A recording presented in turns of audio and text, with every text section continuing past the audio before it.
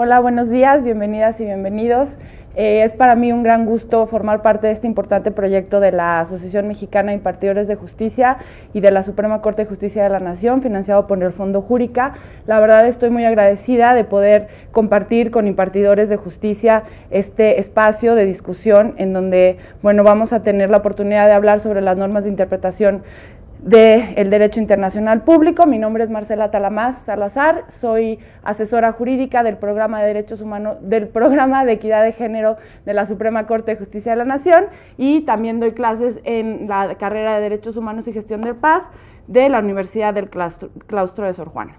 Entonces, como ustedes saben, estamos en la unidad 2, en la unidad 3 del módulo 2 de este curso virtual, en donde vamos a hablar de las normas de interpretación del derecho internacional público.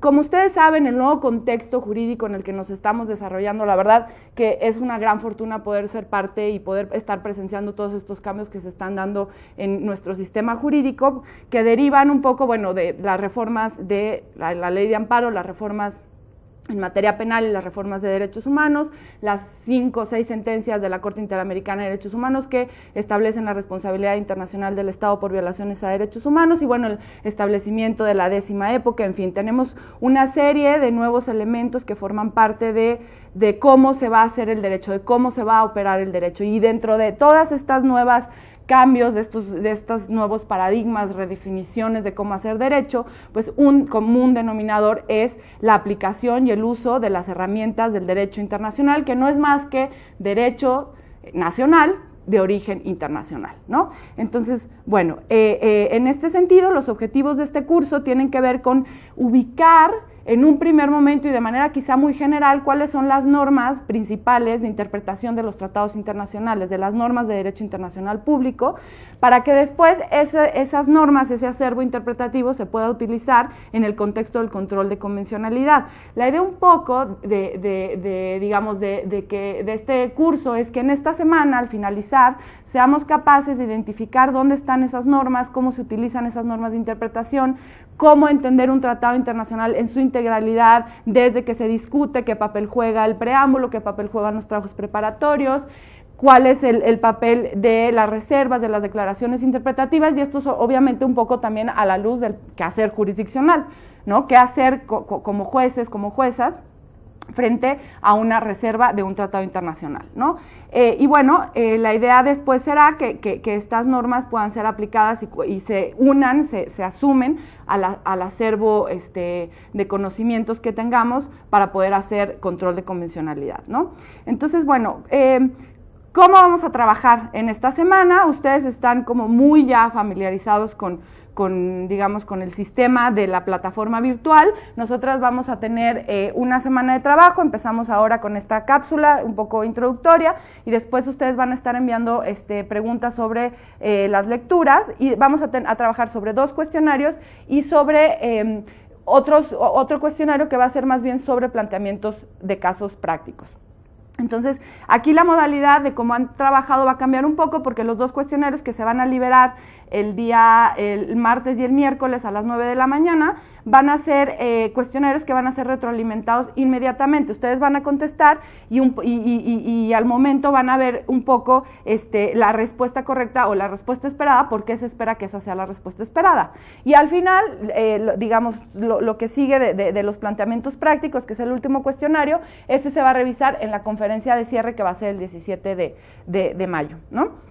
Y obviamente tenemos muchos espacios dentro de la plataforma para estar retroalimentando y presentando dudas y en fin.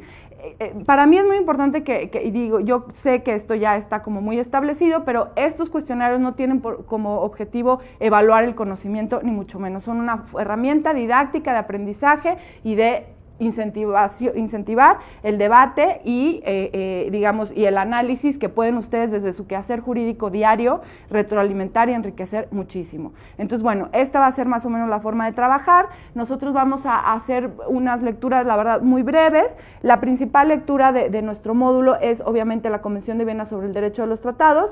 Esta convención es muy importante puesto que es el instrumento jurídico internacional que engloba todo lo que por mucho tiempo tiempo se consideró costumbre internacional de cómo los estados iban a convivir en términos de convencionales, en términos de relaciones entre los estados, ¿no?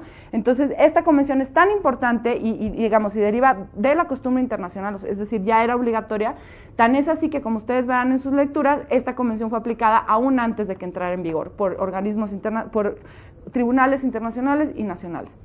Entonces, bueno, esa es como la lectura principal. Yo me permití entregarles una sistematización de la Convención de Viena porque es muy extensa y tiene muchísimas normas sobre la regulación de los tratados que para los efectos y los objetivos de este estudio pues no era necesario entrar en detalle, ¿no? También después tenemos 3 lecturas que están muy enfocadas a analizar la Convención de Viena sobre el derecho de los tratados, y estas son la de Moyano y la de Sepúlveda, y después tenemos la de Max Sorensen. Estas 3 lecturas están muy enfocadas en la Convención de Viena sobre el derecho de los tratados, en cómo se deben de utilizar y aplicar y entender las normas de interpretación de derecho internacional público.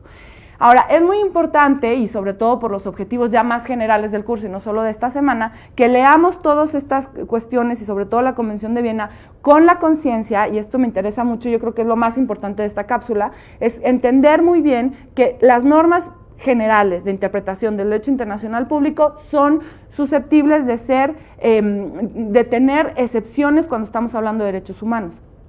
Acuérdense ustedes que los tratados normalmente, los comunes, los clásicos, están concebidos para establecer relaciones y para establecer derechos y obligaciones entre estados. Pero cuando estamos hablando de derechos humanos, los tratados internacionales establecen derechos y obligaciones hacia los ciudadanos. Y esto hace, y esto lo ha dicho la Corte Interamericana y lo han dicho una serie de organismos internacionales, es que esto hace que el derecho internacional de los derechos humanos y de los refugiados, y en fin, todas las ramas que tienen que ver con la persona humana en el derecho internacional, tienen una serie de reglas distintas. Por ejemplo, en derecho internacional público es muy aceptado que si yo firmo, y diciéndolo como en términos muy generales, si yo firmo un tratado internacional y mi contraparte incumple, es como en términos contractuales básicos, pues yo también tengo derecho a incumplir el tratado, digamos, ¿no? Y en materia de derechos humanos yo no puedo decir, bueno, si yo firmé la Convención Americana sobre Derechos Humanos y no la está cumpliendo un país latinoamericano, entonces yo tampoco la voy a cumplir. No, esto no funciona así. Y también cuando ustedes lean la observación general del Comité de Derechos Humanos, la observación 24, se van a dar cuenta que la misma observación del comité señala que todo el régimen de reservas que establece la Convención de Viena tiene que ser leído en otra clave cuando se trata de derechos humanos. Entonces, ustedes van a tener un módulo específico, que es el siguiente, donde van a ver todas las normas de interpretación en materia de derechos humanos. Entonces, lo que me interesa es que en este módulo estemos como muy claros de que estas son reglas generales y que en derechos humanos se permiten otro tipo de métodos de interpretación. Y bueno, y en este sentido incluí 3 lecturas que nos dan un poco de orientación en este sentido, que es la de Santiago Corcuera Cabeçut, la opinión consultiva número 2 de la Corte Interamericana de Derechos Humanos, que también me permití sistematizar porque no era necesario que se leyera toda, y la observación general número 24 del Comité de Derechos Humanos.